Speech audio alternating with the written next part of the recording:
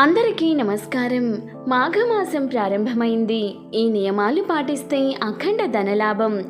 జనవరి 30వ తేదీన మాఘమాసం ప్రారంభమై ఫిబ్రవరి 28తో మాఘమాసం ముగిసిపోతుంది.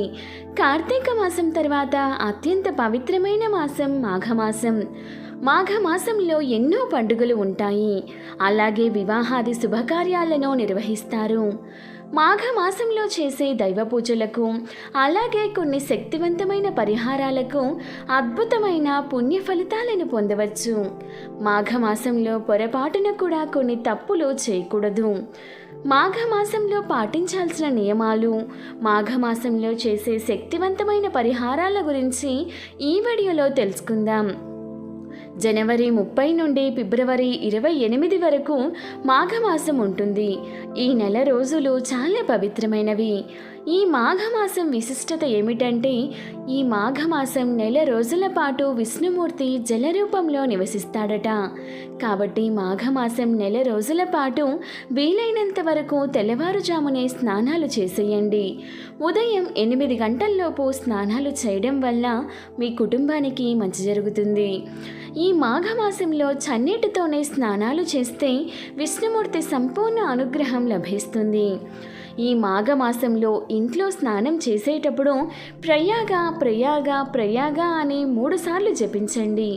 ప్రయాగ అని 3 సార్లు జపించి స్నానం చేస్తే జన్మజన్మల పాపాలన్నీ తొలగిపోయి అద్భుతమైన లక్ష్మీ కటాక్షం లభిస్తుంది. మాఘమాసంలో సూర్యుని పూజిస్తే చాలా మంచిది. కాబట్టి మాఘమాసం నెల రోజుల పాటు ప్రతిరోజు ఉదయం స్నానం చేసిన తరువాత రాగి చెంబులో నీళ్లు పోసి ఆ నీటిని సూర్యుడికి అర్ఘ్యం సమర్పించండి. సూర్యుడికి అర్ఘ్యం సమర్పించడం ద్వారా మీ జాతకంలో సూర్యుడు బలపడి విపరీతమైన అదృష్టం కలిసొస్తుంది. డబ్బు పరంగా బాగా కలిసొచ్చి ఆర్థికంగా నిలదొక్కుంటారు.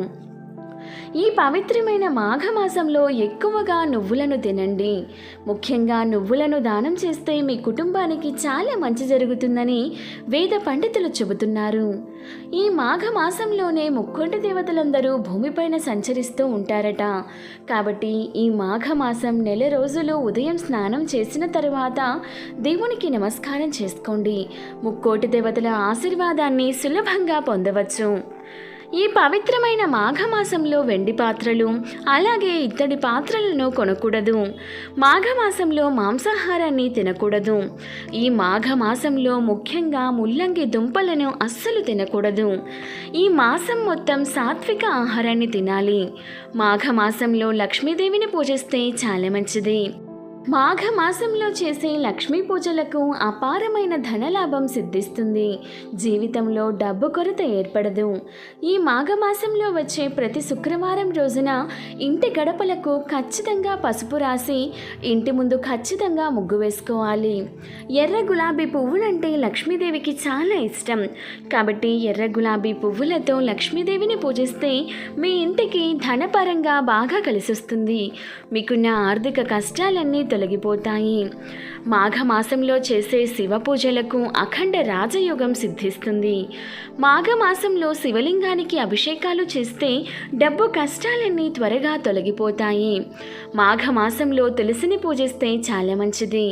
తులసి మొక్కలో 33 కోట్ల మంది దేవతలు నివసిస్తారు.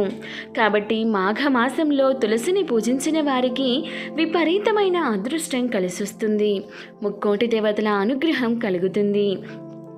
తులసి ముందు దీపం వెలిగించి తులసికి 5 ప్రదక్షిణాలు చేస్తే విశేషమైన ధనలాభం కలిసొస్తుంది. మాఘమాసంలో వచ్చే శుక్రవారాల్లో తులసమ్మకు కొన్ని పచ్చి పాలని సమర్పించి తులసిని పూజిస్తే మీ ఇంటికి అపారమైన ధనలాభం కలుగుతుంది. అలాగే ఈ మాఘమాసంలో వచ్చే శనివారాల్లో విష్ణు స్వరూపమైన వెంకటేశ్వర స్వామిని తులసి దళాలతో పూజించిన వారికి 7 తరాల ఐశ్వర్యం ప్రాప్తిస్తుంది. ఈ మాఘమాసం నెల రోజుల పాటు మీ ఇంటిని చాలా శుభ్రంగా ఉంచుకోవాలి. ముఖ్యంగా మీ ఇంట్లో బూజు ఉండకుండా చూసుకోండి.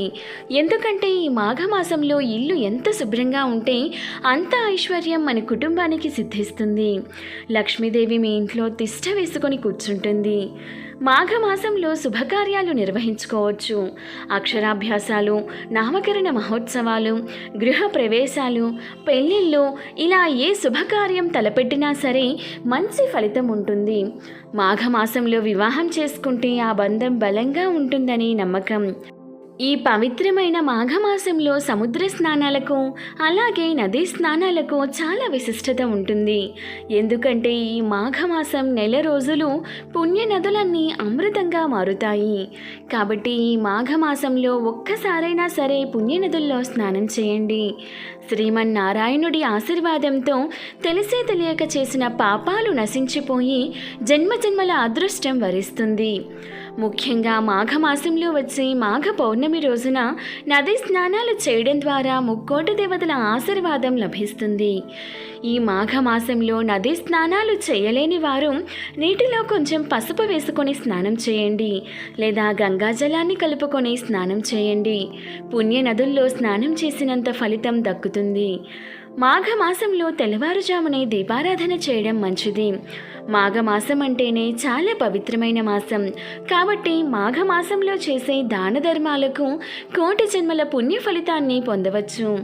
చదువుల తల్లి సరస్వతిని పూజించేందుకు, ప్రత్యక్ష దైవమైన సూర్యభగవానుడి ఆరాధనకు, లింగ రూపంలో ఉద్భవించిన పరమేశ్వరుణ్ణి పూజించేందుకు మాఘమాసం చాలా పవిత్రమైనది.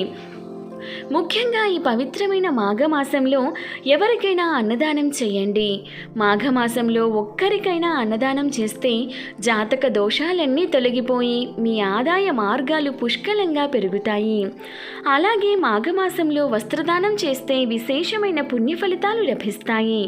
కాబట్టి ఎవరికైనా పేదవారికి మీ చేతుల మీదుగా వస్త్రాలను దానం చేయండి. మీ ఇంట్లో ధన ధాన్యాలకు లోటుండదు, వృధా ఖర్చులు తగ్గిపోతాయి.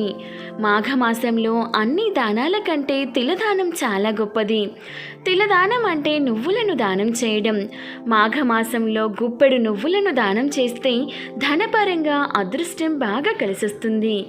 మాఘమాసంలో ఈ నియమాలను పాటిస్తే మీ జీవితం అంతా ఆనందంగా సాగుతుంది. వీడియో నచ్చితే ఒక లైక్ చేయండి. ఇటువంటి మరెన్నో మంచి డేస్ కోసం ఒకసారి మన ఛానల్ని విజిట్ చేసి సబ్స్క్రైబ్ చేసుకోండి. Thank you for watching.